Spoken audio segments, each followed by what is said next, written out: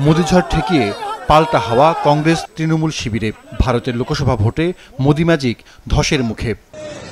লোকসভার 543 আসনের মধ্যে 250 পার করাও কঠিন হতে চলেছে ক্ষমতাসীন বিজেপির। ভোট গণনার প্রবণতা ইঙ্গিত দিচ্ছে 2014 ও 2019 সালের মতো এবার একক সংখ্যাগরিষ্ঠতা পাচ্ছে না পদ্মফুল। তারপরও সরকার গঠন করবে বিজেপির এনডিএ জোটই। সেক্ষেত্রে নরেন্দ্র মোদীকে নির্ভর করতে হবে দুই শরিক নেতা অন্ধ্রপ্রদেশের চন্দ্রবাবু নাইডু এবং বিহারের নীতিশ কুমারের উপর। অতীতে ওই দুজনেরই একাধিকবার জোট ত্যাগের নজির আছে।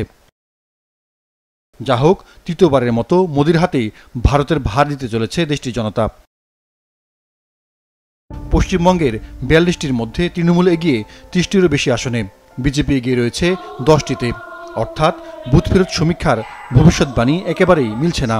রাজ্যে পদ্মের মুখ হতে চাওয়া শুভেন্দু অধিকারীর মুখ রক্ষা হলো না শেষ পর্যন্ত। এবারের লোকসভা নির্বাচন ভারতের জাতীয় রাজনীতিতে কংগ্রেসকে নবরূপে ফিরিয়ে আনছে। বিরোধী দলনেতার পদের জন্য অন্তত 55টি আসন দরকার। সেখানে 2014-তে 44 এবং 2019-এ 52টি আসনে জেতা কংগ্রেস সংসদীয় বিধি অনুযায়ী সেই মর্যাদা পায়নি। এবার 90 থেকে 100টির মধ্যে আসন জিততে পারে রাহুল গান্ধীর দল। আর জোট হিসেবে ইন্ডিয়ার সব সহযোগী মিলে 200 গণ্ডি টপকাতে চলেছে।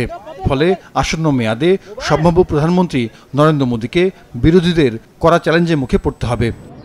জাহিদুর রহমান, মাছরাঙা নিউজ ডেস্ক।